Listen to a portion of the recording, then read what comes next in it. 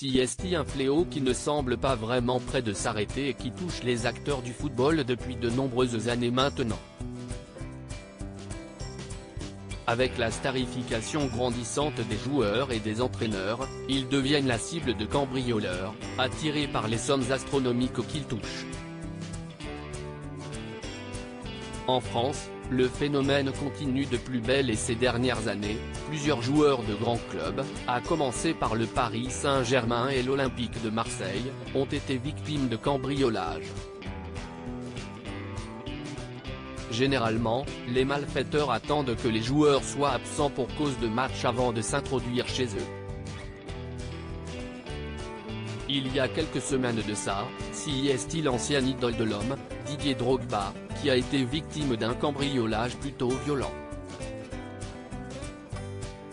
Comme expliqué à l'époque, les cambrioleurs avaient réussi à forcer l'entrée d'un box dans lequel étaient entreposés de nombreux effets personnels du joueur ivoirien.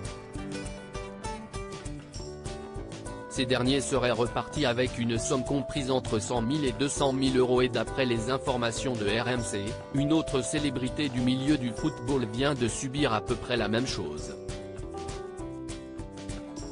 Connu pour son fort caractère et son accent d'Europe et de l'Est très prononcé, Vahid Halilhodžić a roulé sa bosse depuis les années 90 comme entraîneur et il a notamment fait le bonheur du PSG entre 2003 et 2005. Des bijoux et des montres de luxe dérobés pour une somme énorme selon nos confrères, l'homme de 70 ans a été victime d'un cambriolage ce dimanche à son domicile situé dans les Yvelines. Il était alors absent au moment des faits et les cambrioleurs se seraient introduits à son domicile en forçant une fenêtre située à l'arrière de chez lui.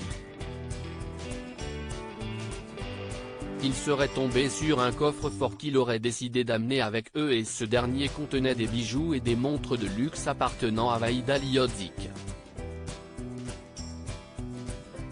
D'après les informations de RMC, il y en aurait pour près de 80 000 euros de préjudice pour celui qui a également été entraîneur du FC Nantes.